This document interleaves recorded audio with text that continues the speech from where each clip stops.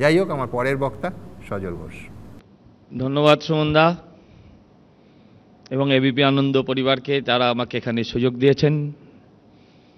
ছোটবেলায় আমি, এটা সত্যি ঘটনা বলছি, কিন্তু বুয়াবাবু আপনাকে বলছি, যে কটা মানুষের ভাষণ শুনতে যেতাম, দূরে দূরে যেতাম, তখন সাইকেল বাস এরকম করে যেতাম, তার মধ্যে অবশ্যই আপনি একজন ছিলেন। আপনার ভাষণ কপি করতাম, যেখানে আপনি নেই সেখানে বলে দেব, এই আশা। তখন বুঝিনি যে আপনি সব সত্যি বলেন না, এটা বুঝতে পারিনি, তখন ছোট ছিলাম তো। সুমনদা, আপনি বলেছিলেন একটু আগে যে মোদিজির সঙ্গে শেখ হাসিনার কোনো একটা সাক্ষাৎকার ছিল, সেখানে আপনি তুলে ধরেছেন সব বিষয়ে আলোচনা হয়েছে। আলোচনা যেটা হয়নি সেটা হচ্ছে শুধু অনুপ্রবেশ নিয়ে। হতে পারে বড় বড় রাজনীতিবিদ, তাদের বড় বড় ইস্যু, বড় বড় বিষয়, বিভিন্ন শিডিউলড কথাবার্তা মাপা থাকতে পারে, কিন্তু সুমনদা, আমরা বাঙালি, আমরা বাংলার। আমি হিন্দু মুসলমান অনুপ্রবেশের কথা বলতে চাই না, কিন্তু অন্য রাষ্ট্র থেকে যদি কিছু মানুষ, তারা যে ধর্মেরই হোক, তারা যদি আমার রাষ্ট্রে প্রবেশ করতে থাকে, রাষ্ট্রের নিরাপত্তা নিশ্চয়ই ক্ষুণ্ণ হয়, বিঘ্ন হয়। সবার আগে নিশ্চয়ই প্রধানমন্ত্রীর দায়িত্ব আছে, মুখ্যমন্ত্রীর দায়িত্ব আছে। আমি বাঙালি হিসেবে আমার দায়িত্ব আছে, কারণ আমার চাকরি, আমার জায়গা, আমার স্কুল কলেজ সমস্ত কিছু। এমন তো নয় যে আমাদের অনেক উদ্বৃত্ত আছে, সেটা কিন্তু এরা কেড়ে নেয়। তাই সরকার, তার সরকারের অনেক রকম প্রোটোকল থাকে, অনেক রকম বাধ্যবাধকতা থাকে, তার মধ্যে থাকে। কিন্তু আমার মনে হয় বাঙালিদের জাগা উচিত। পশ্চিমবঙ্গে আজকে বাঙালি ছেলের কাজ নেই। পশ্চিমবঙ্গের বাঙালি ছেলেরা আজকে ব্যাঙ্গালোরে বোধহয় 20-22 লক্ষ, সংখ্যা ভুল হতে পারে। ব্যাঙ্গালোরে এখন অনুপ্রবেশ এত হয়েছে বাঙালি, তারা বিশেষ করে বাংলাদেশের বা রোহিঙ্গা, যে কোনো দিন সেখান থেকেও বাঙালি খেদাও শুরু হবে। আজকে আমাদের প্রত্যেকের সেটা জানতে হবে, মানতে হবে। সাবজেক্টের ওপর সবাই বলছেন, আমি একটু পরে বলবো, আমি আগে যারা বলেছেন তাদের কথার উত্তর দিয়ে দিই। অগ্নিমিত্রাদির উদ্দেশ্যে বলেছেন যে আরএসএস এর পাঠশালায় পড়বেন না। ঠিক আছে, আরএসএস এর পাঠশালায় পড়বো না, কিন্তু পশ্চিমবঙ্গের স্কুলগুলো যে তুলে দিয়েছেন, গত 12 বছরে প্রায় 8000 স্কুল তুলে দিয়ে হাজারখানেক মাদ্রাসা নতুন সৃষ্টি করেছেন। তাহলে কি আমরা মাদ্রাসায় ভর্তি হব বাঙালির ছেলেদের, বাংলার ছেলেদের? আজকে এই প্রশ্নটা করতে চাই। এখন মুশকিল হচ্ছে, যদি সিপিএম তৃণমূল রাস্তায় দাঁড়িয়ে গরু খায়, সেটা হচ্ছে সাম্প্রদায়িকতার বিরুদ্ধে লড়াই। যদি হচ্ছে আমি বাংলার কথা বলি, আমি আমার হিন্দুত্বের কথা বলি, তাহলে আমি হলাম সাম্প্রদায়িক। এই যে ন্যারেটিভ, এই ন্যারেটিভ থেকে আমাদের প্রথমে বেরিয়ে আসতে হবে। আমাদের একজন মন্ত্রী আছেন, ফিরাদ, সে ফিরাদ হাকিম কদিন আগে বলেছেন যে আধা আবাম উর্দু মে বলেগা। পুরো পশ্চিমবঙ্গ মুসলমান হয়ে যেতে পারে, আধা আবাম কখনো উর্দুতে বলবে না, কিন্তু ওদের মাইন্ড সেট আপটা আজকে আপনাদেরকে চিন্তা করতে হবে। আমার এই জায়গা থেকে বক্তব্য। একটু আগে বলছিলেন সমীর চক্রবর্তী যে অসমের মুখ্যমন্ত্রী বলেছেন 9% থেকে 40% হয়ে গেছে মুসলমান, কিন্তু উনি কোথাও বলেননি সব আসাম বর্ডার দিয়ে ঢুকছে। আমি অস্বীকার করি না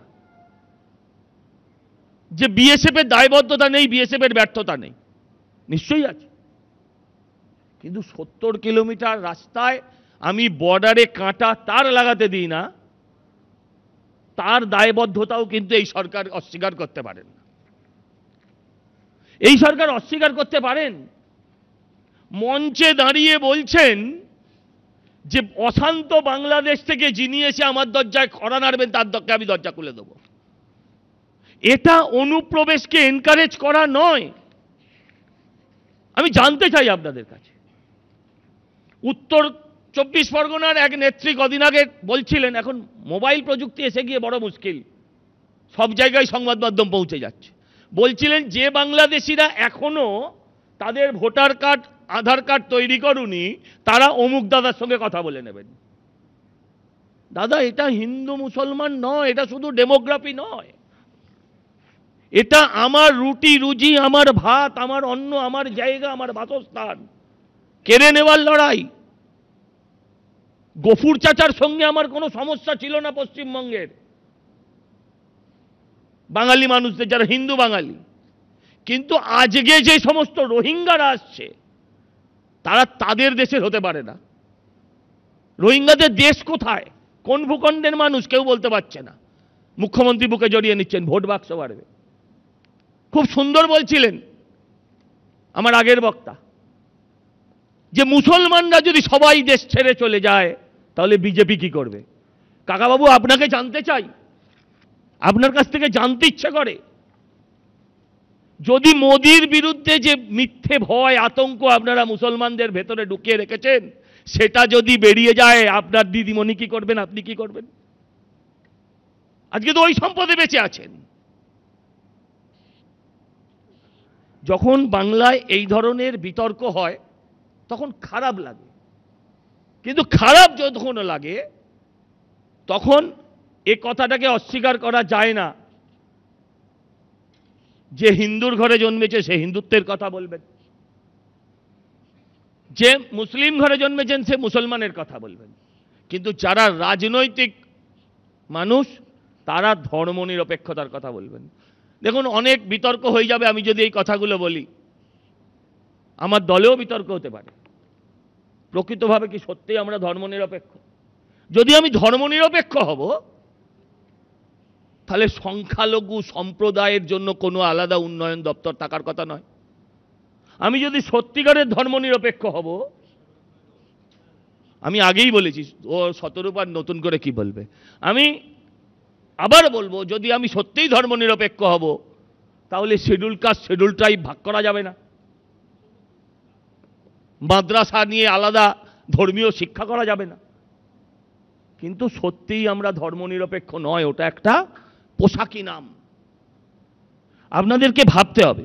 একটু আগে বলছিলেন বটে, খুব সুন্দর লাগে গানটা যখন শুনি, সমীর দা বলছিলেন, সমীর কাকু আসলে আমার, বাংলার মাটি, বাংলার জল, বাংলার বায়ু, বাংলার ফল, পূর্ণ হোক। এই অবধি ঠিক ছিল।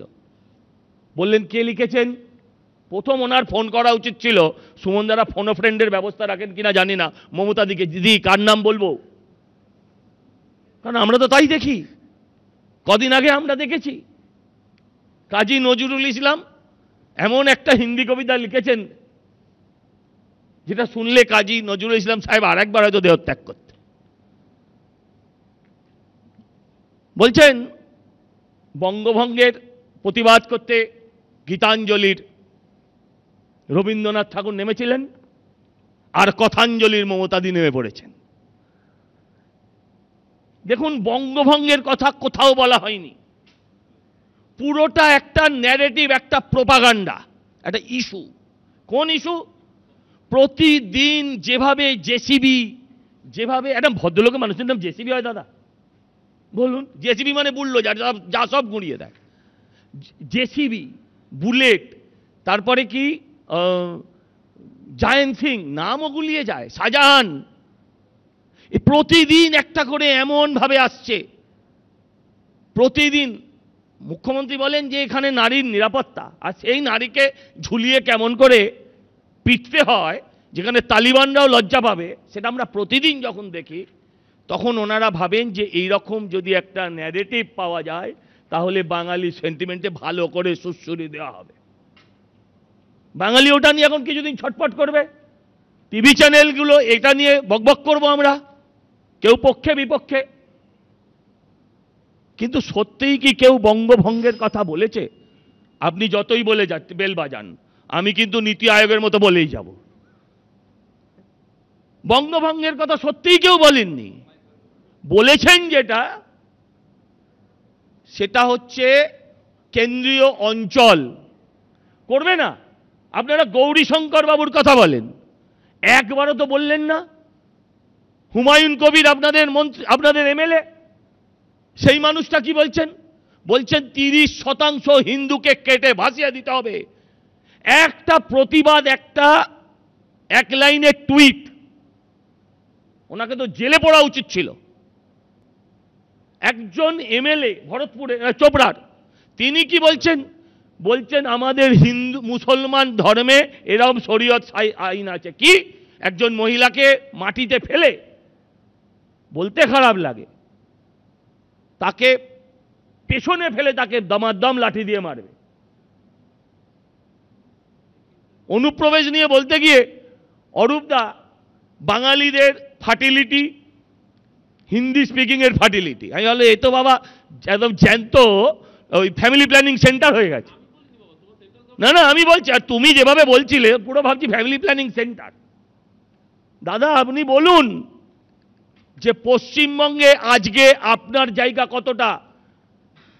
পশ্চিমবঙ্গে আপনি বাঙালি হিসেবে বলুন যে আজকে পশ্চিমবঙ্গের প্রায় 50 লাখ বাঙালিকে পশ্চিমবঙ্গের বাইরে চলে যেতে হয় কেন? কেন যেতে হয়? এখন আর কেউ আসে না। আচ্ছা, তারা এসে কোথায় কাজ করবে? পরবর্তী বক্তা বলবেন যে ইউপি বিহারের লোকেরা এই রাজ্যে এসে তারা কাজটা করবে কোথায়? তাদের কাজ করার কোনো জায়গা নেই। অনুপ্রবেশের নাম করে বাঙালি বিহারি করে দিলেন। আরে বিহারির লোকেরা অনুপ্রবেশকারী নয়, এইটুকু মিনিমাম কনসেপ্ট তৃণমূল হারিয়ে ফেলেছে। তারা এ রাজ্যের হতে পারে, আপনি বাংলা বিহার নিয়ে বলতে পারেন। এই যে জায়গাটায় দাঁড়িয়ে আছি, সেখানে দাঁড়িয়ে আপনারা বলছেন হ্যাঁ যে অনুপ্রবেশ আর বঞ্চনা। দাদা, পশ্চিমবঙ্গের মানুষের স্বার্থে যদি কেউ বঞ্চনা করে থাকেন, তার নাম মমতা বন্দ্যোপাধ্যায়। তার নাম মমতা বন্দ্যোপাধ্যায়। আজকে 3 বছর ধরে চাকরি প্রার্থীরা রাস্তায় বসে আছে, ডিএ পাচ্ছে না। যারা সরকারি চাকরি করছে, স্কুল উঠে যাচ্ছে, কি সাইকেল দিচ্ছে, কি সাইকেল, কন্যাশ্রী না সাইকেল, সবুজ সাথী সাইকেল দিচ্ছে। সাইকেল চড়ে যাবে কোথায়? স্কুলটাই তো তুলে দিয়েছে। সাইকেলটা চড়ে যাবে কোথায়? স্কুলটাই তো তুলে দিচ্ছে। এটা বঞ্চনা নয়? এটা বঞ্চনা নয় যে আমরা জানতেই পারলাম না আমাদের ইলেকট্রিকের বিল কোথায় বেড়ে গেল? মমতাদি বলছে জানি না। এটা বাঙালির সাথে বাংলার সাথে বঞ্চনা নয়? আমি বলছি এটা আমার সাথে বঞ্চনা নয়, এটা আপনারা যারা চেঁচাচ্ছেন, চেঁচানোর বিনিময়ে আপনি কি পান আমি জানি না। কেউ অর্পিতা পেয়েছে, কেউ অর্পিতার খাটের তলায় টাকা পেয়েছে, হ্যাঁ, কেউ কয়েক হাজার কোটি টাকার সম্পত্তি পেয়েছে, কিন্তু তৃণমূলের প্যানেলিস্টরা যে আদৌ কি পেয়েছে সেটা আমি জানি না, কিন্তু চেঁচিয়ে যাচ্ছে। কিন্তু এই চেঁচানি একদিন ওনাদেরকে ব্ল্যাকলিস্টেড বাঙালি হিসেবে চিহ্নিত না করে, এটাই আমার প্রার্থনা। ধন্যবাদ। ধন্যবাদ সজল।